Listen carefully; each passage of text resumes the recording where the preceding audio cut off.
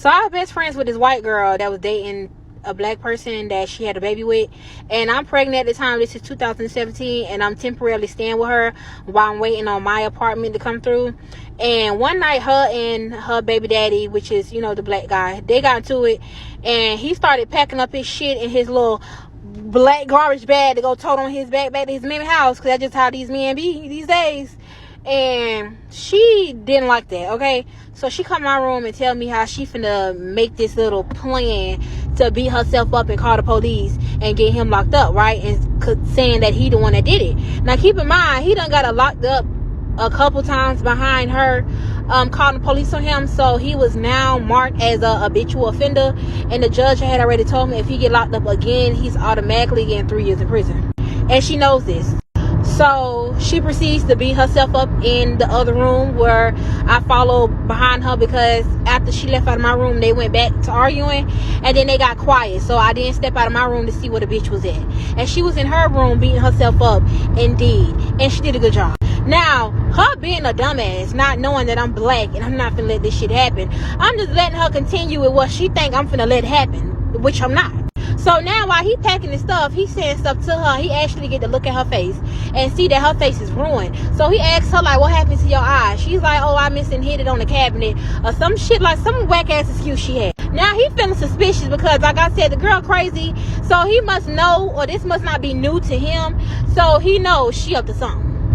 Now he pacing back and forth. He stepping in and out, stepping in and outside, like just constantly coming in and outside, right? Like I say, he feeling like some shit going on. Now at this point, she just trying to stay calm until the police come. Now she's trying to change the narrative before they get there. Now he's standing in the door, right?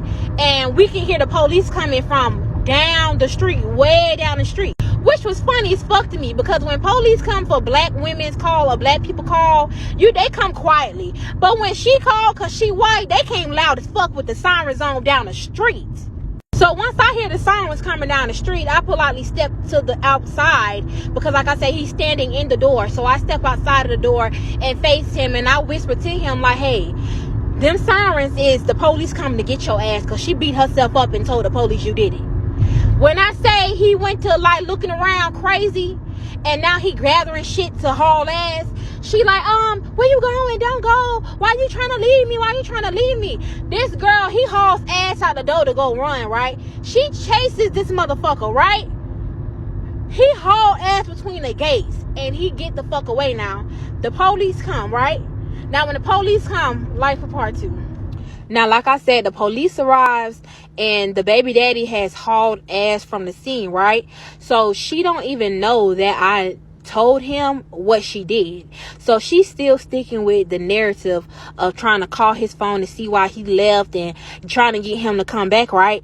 And he not going for it. You get what I'm saying?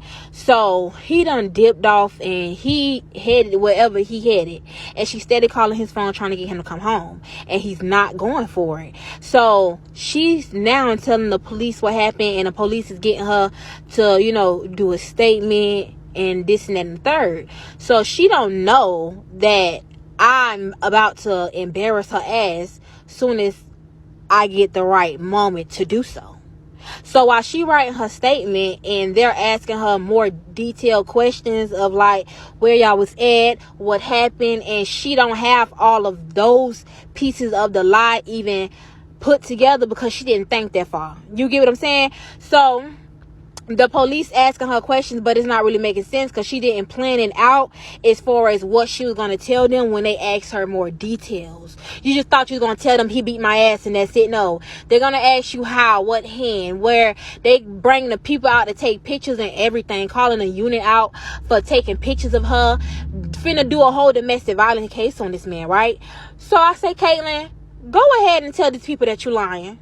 Go ahead, let them know you're lying. I'm not lying. He did beat me up because I know because nothing. I said, you know damn well you just sat in the house and told me you was finna do this because he was threatening to leave you when he was packing his bags. Don't play with me, girl. Don't play with me. And I called her some words. You get what I'm saying? I called her some words that, you know, I did. I called them some words. And they proceeded to arrest her, but she talked her way out of it. So they didn't arrest her.